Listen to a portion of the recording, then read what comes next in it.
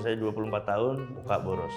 Pekerjaan banyak, ada aja pokoknya yang kalau kerjain, pokoknya yang halal gue kerjain itu semua.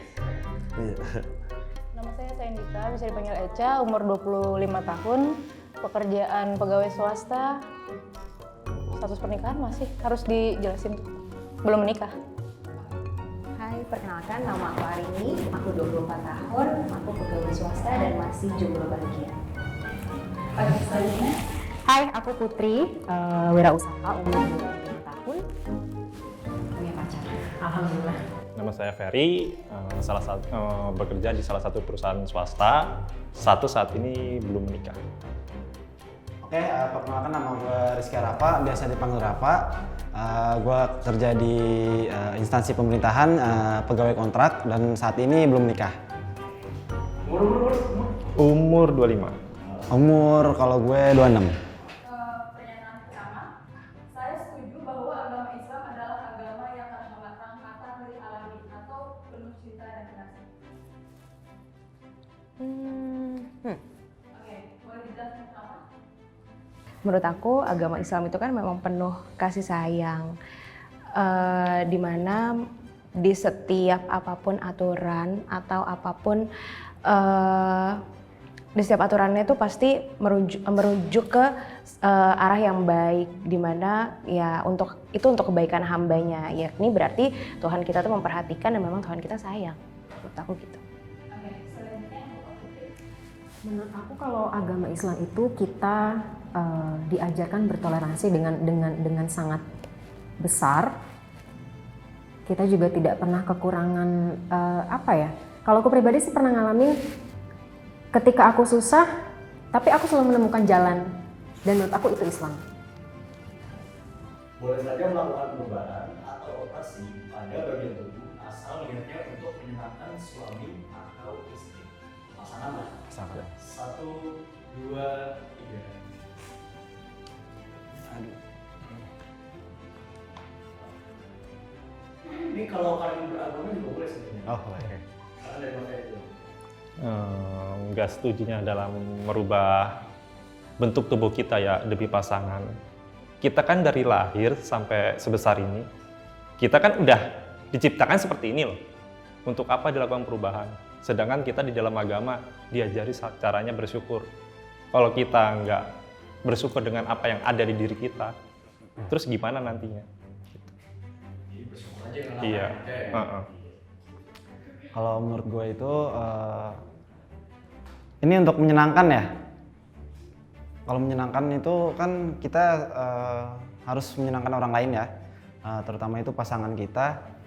Tapi kalau bisa itu gue ragunya itu karena sebenarnya emang gue tahu nggak boleh, karena emang kita ya diberikan ya udah kita harus terima dan harus bersyukur, kecuali kalau misalkan kita operasi untuk itu lebih baik dan untuk kesehatan kita itu penting, nggak apa-apa setahu gue ya. Cuma kalau untuk menyenangkan pasangan itu gue ragu, karena yang gue tahu nggak boleh, cuma kadang kita ada keinginan dalam diri, paling gitu sih. Paling kalau gue pribadi sih kayak pengen kayak badannya kayak sterak aja gitu sih, cuma gue pengen doang. Cuma kalau misalkan untuk diaplikasikan itu kayaknya nggak dulu deh, karena kan di agama gue nggak boleh seperti itu paling. Saya lebih baik berpoligami atau berpoliandri daripada saya harus berselingkuh. 1, 2, 3.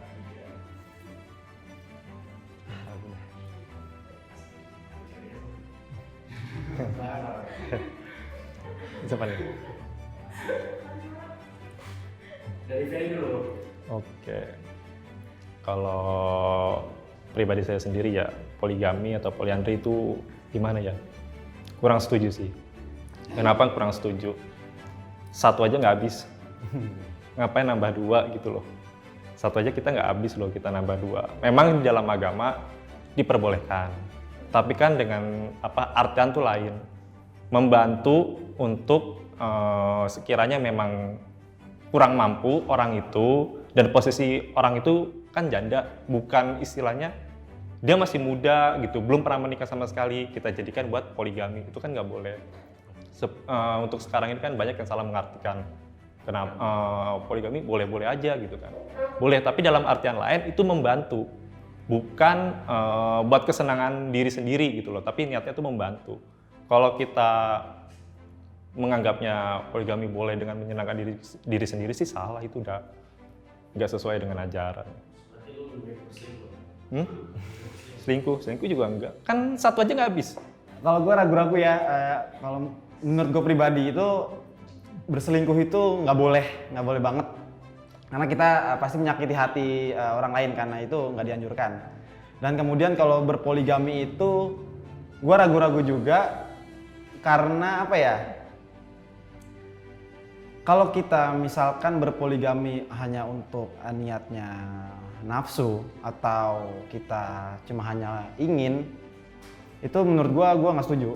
Cuma kan di dalam agama itu, setahu gue, menurut gue pribadi itu poligami itu diperbolehkan asal itu ada kriteria yang cocok yang untuk dipoligami. Misalkan kayak yang tadi Mas Ferry bilang itu kayak misalkan niat kita untuk membantu, kemudian niat kita untuk menemani sosok seorang janda dan lain-lain. Paling kalau menurut gue sih itu.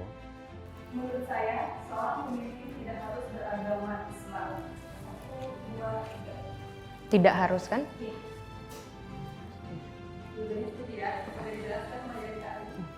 Kalau menurut aku, ini kan karena ini perspektif aku pribadi ya. Walaupun sebetulnya secara Islam itu sebenarnya tidak boleh. Bagaimanapun kita harus memilih pemimpin itu yang Muslim, apalagi kita berada di negara yang mayoritas kan Muslim.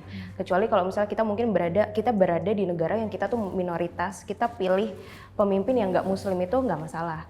Cuma karena aku berusaha untuk punya pendapat sendiri, menurut aku kenapa pemimpin itu tidak Islam tidak apa-apa, karena untuk menjadi seorang pemimpin kita juga perlu poin-poin lainnya kan, kayak gimana track record dia di masa bakti sebelumnya atau pendidikan dia, atau sebenarnya bagaimana misalnya kalau kita tahu track recordnya dia di masa bakti sebelumnya, kita bisa tahu gimana cara dia itu mendengar keluhan rakyatnya, misalnya mendengar keluhan gimana cara dia menanggapi suatu masalah, gimana cara dia memberikan solusi, seperti itu.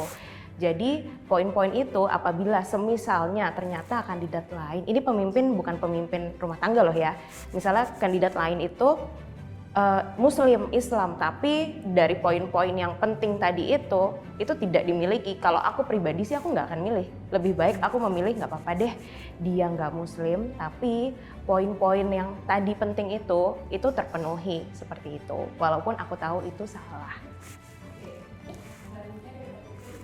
Kalau aku sih lebih melihat ke kita ini tinggal di mana, di lingkungan seperti apa. Oke, Indonesia itu memang negara yang mayoritas pemeluk agama Islam. Tapi kita juga harus melihat kita ini punya banyak sekali suku, kita punya banyak sekali ras, kita punya banyak bahasa juga, kita punya banyak agama juga di dalam Indonesia. Jadi aku rasa pemimpin harus Islam itu enggak. Mana mungkin kalau untuk dari segi agama itu memang seperti itu ya. Tapi kan di mana lingkungan kita tinggal itu berpengaruh sangat besar sih menurut aku. Saya tidak masalah dengan adanya komunitas LGBT di dalam lingkungan saya. 1, 2, 3. Iya.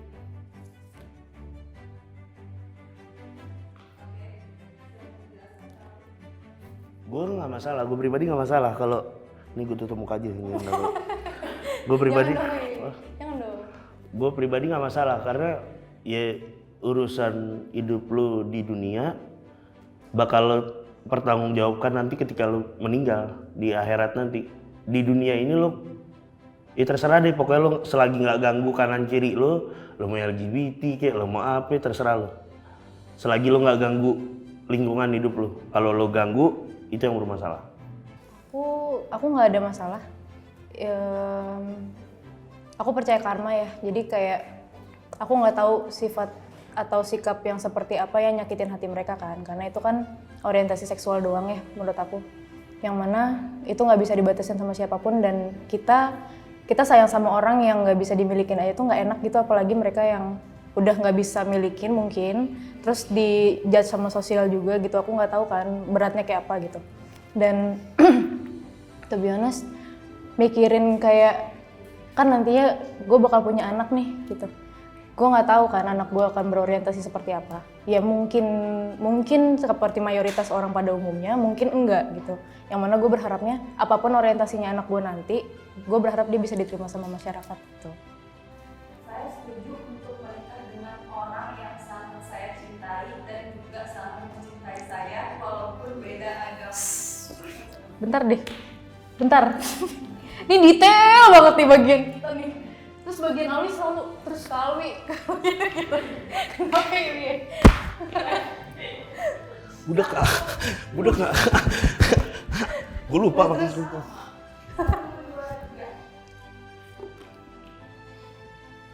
Beda agama kan? Iya.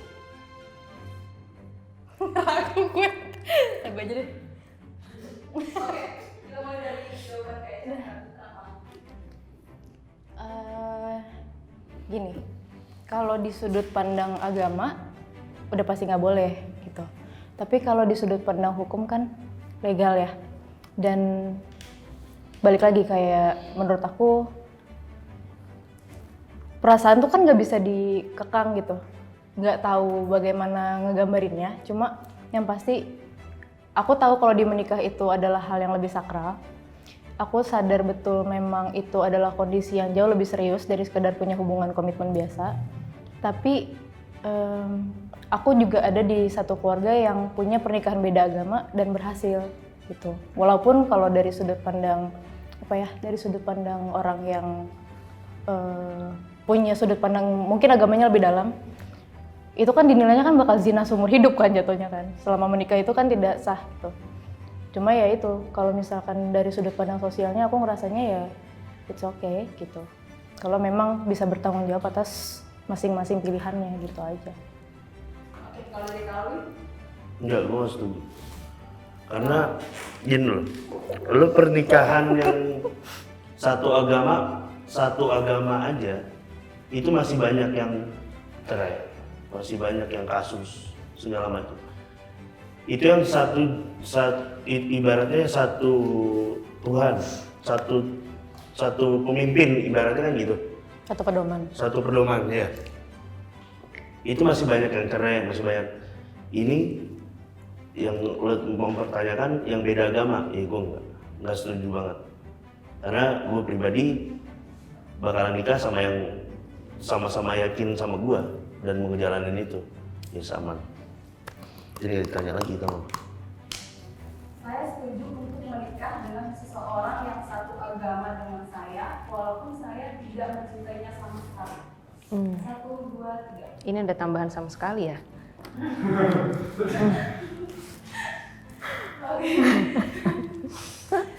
Silakan dijelaskan. Kalau aku, karena statementnya adalah aku setuju untuk menikahi orang yang satu agama tapi tidak aku cintai sama sekali. Itu aku nggak setuju ya. Mungkin aku akan lebih milih, oke, nggak deh gitu kan. Karena memang kalau misalnya kita sudah memilih, oh gue nggak bisa mencintai orang ini. Ada dalam diri kita tuh yang bagaimanapun dia berusaha, bagaimanapun akan kita bangun, itu tetap a big no. Entah apapun itu ya, mungkin kita kan punya tolak ukur masing-masing sendiri-sendiri. Mungkin untuk menjadi pasangan kita mencarinya yang seperti ini. Kalau udah ternyata beda, itu berarti kita udah kayak escape gitu loh, udah kayak kabur dan segala macam. Nah, untuk menikah dengan orang yang sama sekali tidak bisa memberikan aku tidak memberikan aku keinginan untuk mencintai dia, aku rasa itu enggak sih. Jadi aku nggak setuju. Yang tadi aku bilang, kalau manusia itu kan menikah itu kalau bisa sekali seumur hidup. Jadi kalau kita bisa menemukan, aku perempuan bisa menemukan laki-laki yang mencintai aku dan aku cintai, kenapa harus milih yang nggak aku cintai cuma karena satu agama? Allah itu pasti memberikan kita pilihan sesuatu yang bisa kita pilih. Jadi kalau untuk aku tidak setuju itu sih. Apa ya? Itulah kenapa agak melebar sih, boleh nggak? Boleh. Agak melebar dari ini sih. Itulah kenapa buat aku Kenapa penting. jawab? Pacaran itu penting untuk kita saling mengenal. Karena untuk kita bisa punya pacar aja kita harus tahu kita tipe orang yang seperti apa, kriteria kita seperti apa. Dan itu pentingnya kenapa orang harus menjajaki dengan masa pacaran.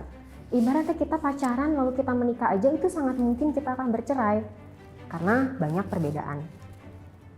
Jadi balik lagi ke yang tadi, aku nggak setuju.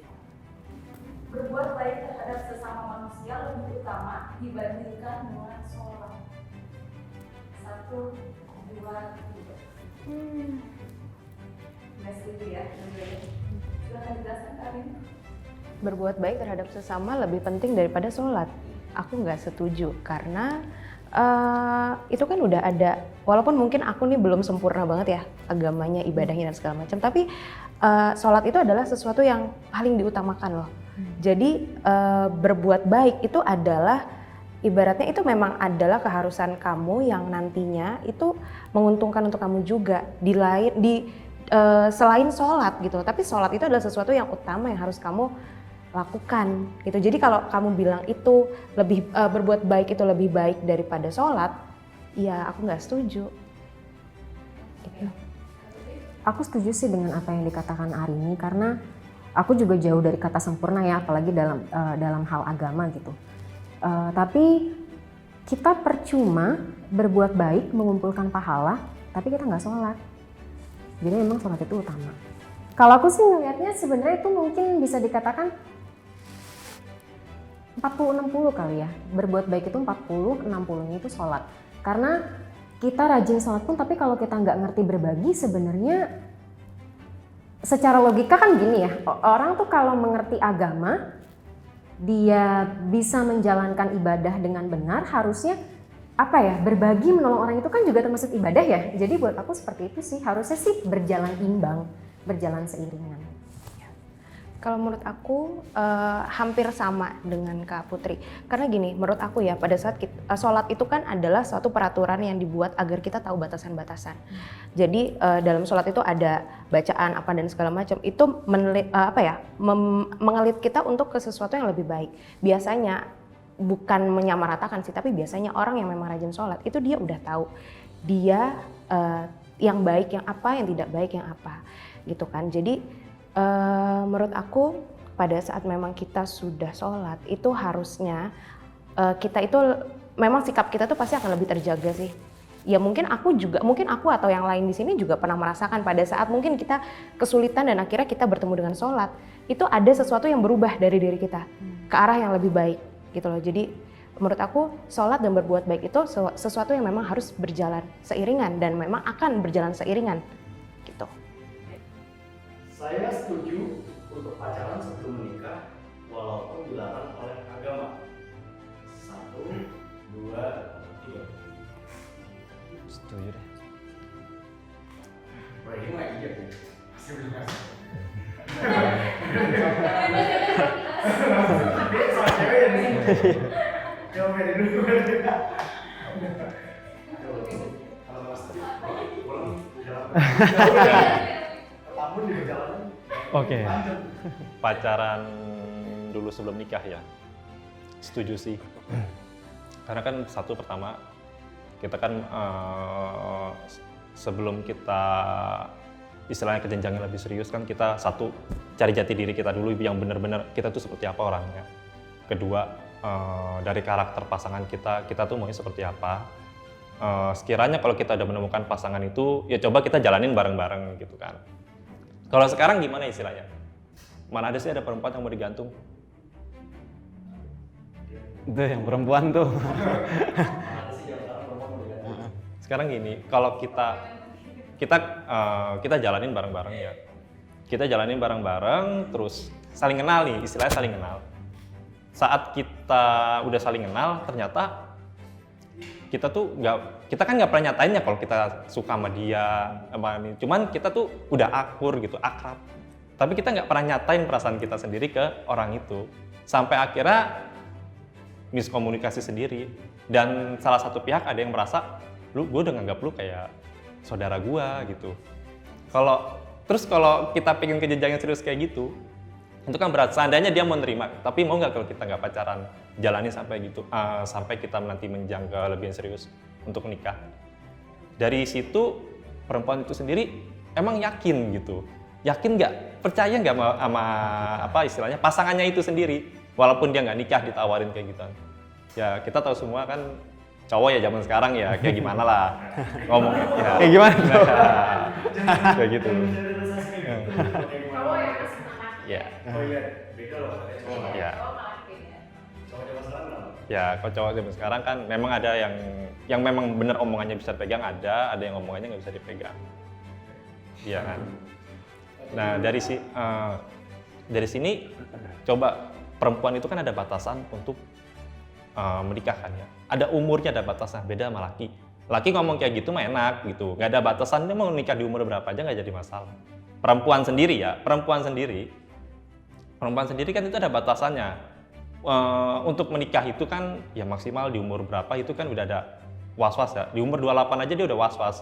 Jangankan dia sendiri, orang tua pun udah bawel gitu di umur-umur segitu. Dia akan bilang gitu kan, kapan untuk nikah itu kapan, mana jodohnya gitu kan, dia akan nanya. Ya bukannya munafik ya sebagai cowok sendiri gitu, bukannya munafik sebagai cowok sendiri, lu kalau ngomong kayak orang bener gitu kan. Tapi memang kenyataannya kayak gitu selama ini. Jadi kan selama ini kan banyak ya yang mengeluarkan statement semua cowok sama aja, semua cewek sama aja gitu kan. Ya karena beda-beda, saling disakiti, ada yang dari kedua pihak gitu. Jadi ngerasanya kayak gimana gitu. Semua cowok sama aja, cewek sama aja gitu. Bukannya munafik. Memang gitu kenyataannya selama ini. Nggak, ini rada susah nih. Soalnya di kehidupan juga kan. Oh, iya. Ini kan best. Kalian curhat ya? Iya boleh tuh. Nah kalau menurut gue sih pacaran itu ya nggak apa-apa selama nggak lama-lama dan selama itu nggak mengandung apa ya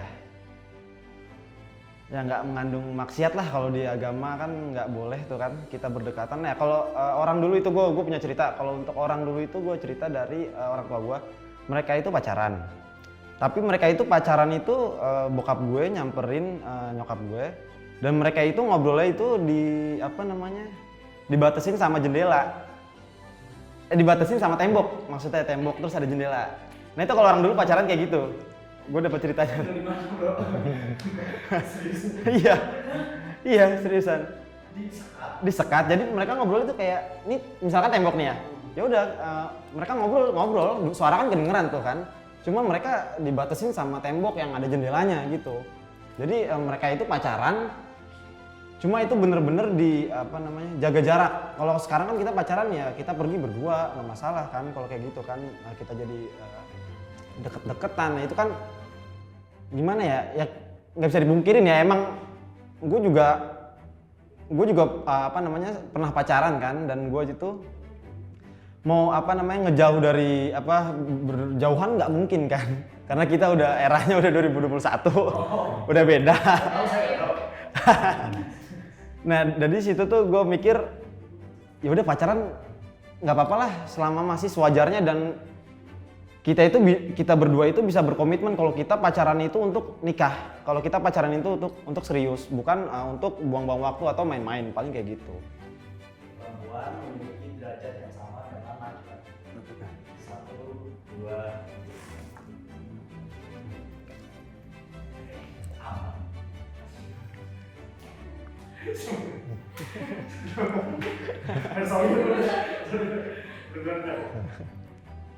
Sini. Ya, apa? Derajat yang sama. Oke, memang kita kan diciptakan semuanya kan dari tanah, semuanya sama ya, nggak ada perbedaan mau itu laki atau perempuan. Cuman ragu aja kalau dibilang sederajat gitu. Oke, sederajat boleh, sederajat sama gitu. Tapi kan istilahnya kalau dalam keluarga itu ada yang mimpin. Ada namanya kepala keluarga ya kan. Kalau pingin disamaratakan ya boleh aja, tapi kan yang mimpin keluarga itu, yang nyari nafkah itu kan dari laki sendiri. Yang seorang laki-laki itu, seorang bapak, suami yang mencari nafkahnya ya kan, bukan perempuan gitu. Kalau dalam artian lain setara, ya oke setara. Cuman kan dalam artian keluarga kan beda lagi, nggak bisa disetarain kayak gitu. Berarti mungkin perempuan derajatnya memang sama. Kalau saat sudah berkeluarga, derajat laki-laki untuk tidak sama dalam artian dia adalah pemimpin keluarga. Iya. Terus kan kita sebagai suami juga yang ngelindungin keluarga kita, ngelindungin anak, istri, itu kan kita yang ngelindungin. Nggak mungkin kalau misalnya contoh kayak kita dirampok lah di jalan atau apa, ditodong. Tolongin dong gitu, minta tolong istri kita kan derajatnya sama gitu istilahnya. Calon istri lu bela diri. Wah itu Kan, gimana tuh? Chef. Iya. Misalnya masak. lu bela diri di jalur. Iya. Nah, saat dirampok yang nolong kan. Tetap nggak bisa kan, istilahnya nalurinya kan perempuan itu yang kita lindungin, bukan perempuan ngelindungin kita. Mau kita ngondek, jago masak atau apa, tapi kan ya istilahnya dari apa namanya, dari pihak laki-laki sendiri yang ngelindungin. Mau kita bonyok atau apa, istilahnya kan kita ngelindungin istri kita sendiri. Ya kalau menurut gua tadi sebenarnya sama kayak Mas Ferry, tapi masalah derajat ini kalau gua ngelihatnya itu dari sudut pandang itu derajat itu laki-laki yang tanggung jawabnya lebih gede, laki-laki yang tanggung jawabnya lebih gede, kemudian itu laki-laki yang harus memegang apa namanya, harus memegang kuasa, ibaratnya kalau di rumah tangga itu laki-laki yang harus memimpin kayak gitu. Dan kemudian itu kalau misalkan si laki-lakinya itu apa namanya, kayak tadi kasus misalkan istrinya digangguin atau apa, itu ya mau kita lemah, misalkan kita cowok yang apa namanya ya, kayak yang ya cowok yang bukan cowok banget lah, yang bukan cowok banget itu, ya itu udah tanggung jawab kita harus yang ngelindungin, kita harus yang nafkahin, kita harus yang apa ya, kita pokoknya kita bertanggung jawab atas semua dari keluarga itu, dari istri kita. Jadi menurut gue itu ya laki-laki emang derajatnya lebih tinggi, cuman dalam aspek itu ya untuk kebaikan, kecuali kalau misalkan laki-laki salah terus dia memanfaatkan derajatnya itu, dia nyuruh-nyuruh misalkan istrinya atau pasangannya, gue kan cowok, gue itu lebih tinggi derajatnya. Nah itu gue nggak setuju kalau itu. Nah derajat di sini tuh dari sudut pandang gue itu untuk sisi kebaikan dan nafkah, tanggung jawab itu lebih gede, bener-bener lebih gede.